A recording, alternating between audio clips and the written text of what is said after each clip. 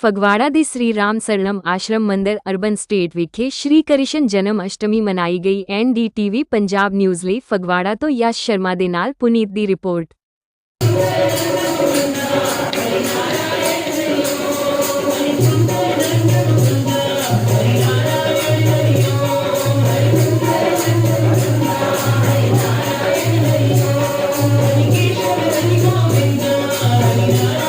सात्विक की तरफ जाना है, आत्मा का भोजन ज्ञान है और प्रभु का सिमरन है।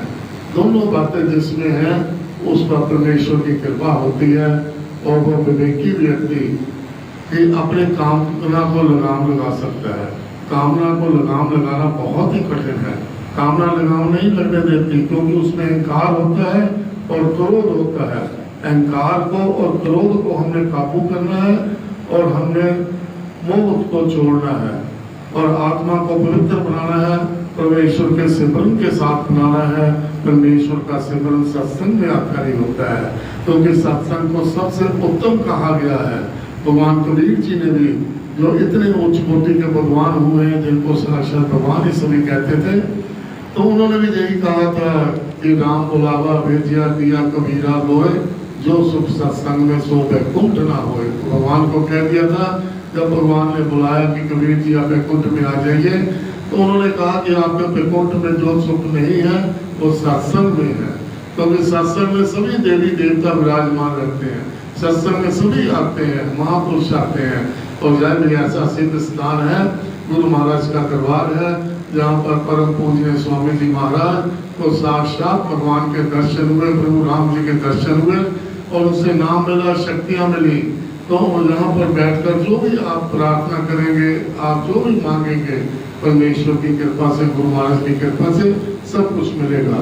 तो उन्होंने आगे भगवान ने यही कहा कि तू मेरी कृपा खातिर बन, तू मेरी भक्ति कर, तू मुझ में अपने आप को समा दे, अहंकार को त्याग दे, कथन को त्याग दे। जो भी तो अहंकार लिए फिरता है ये झूठा है। मोह को त्याग दे। बार बार यही समझाते हैं अर्जुन को, ताकि अर्जुन को समझ आ जाए। कृपा से सब काम हो रहा है, मेरा आपकी कृपा से सब काम हो रहा है, मेरा आपकी कृपा से सब काम हो रहा है, मेरा आपकी कृपा से सब काम हो रहा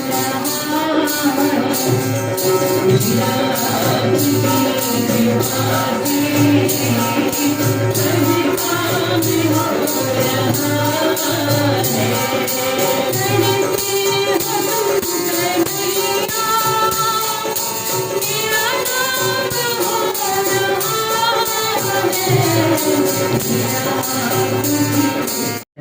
तू आजा, मैं तुझे सब पापों से मुक्त कर दूंगा, चिंता न कर। जो तपस्वी नहीं है, जो भगवत भक्त नहीं है, जो विनीत नहीं है और जो मेरी निंदा करता है, उसे यह ज्ञान तुझे कभी भी नहीं कहना चाहिए। जो जन इस परम रहस्य में ज्ञान को मेरे के भंडारे भरपूर है, हम सबका जीवन सुखी समान तो स्वस्थ व्यतीत हो और परमेश्वर हमें और हमारे बच्चों को सद्बुद्धि देना, ताकि हम सभी शुभ कर्म करते हुए, पुण्य कर्म करते हुए आपकी कृपा और आपका आशीर्वाद आप करते रहे प्रभु। कभी हमें कोई कष्ट तो बना देना, कहीं ना चले आप भादों। हे परमेश्वर, इस महीने में हम सबके जो भी रुके हुए अटके हुए कार्य आज तक नहीं हो पाए, सुख शांति के साथ आपकी कृपा से प्रेम पूर्वक हो जाए, यही प्रार्थना करते, ये भी प्रार्थना करते परमेश्वर। जो भी आपने धर्म और समय दिया है, ये शुभ कर्मों में व्यतीत हो, पुण्य कर्मों में व्यतीत हो, कहीं भी प्रभु बर्बाद ना होने देना, ना अस्पताल के चक्रों में, न कचहरी के चक्रों में, ना कहीं भी पाप कर्मों में कहीं बर्बाद ना हो प्रभु। ऐसी कृपा करना, ऐसा आशीर्वाद देना, हमें इतनी शक्ति देना, इतनी कृपा करना। गुरु महाराज के दरबार की निष्काम और निस्वार्थ सेवा करते रहे और आपकी कृपा, आपका आशीर्वाद प्राप्त करते रहे।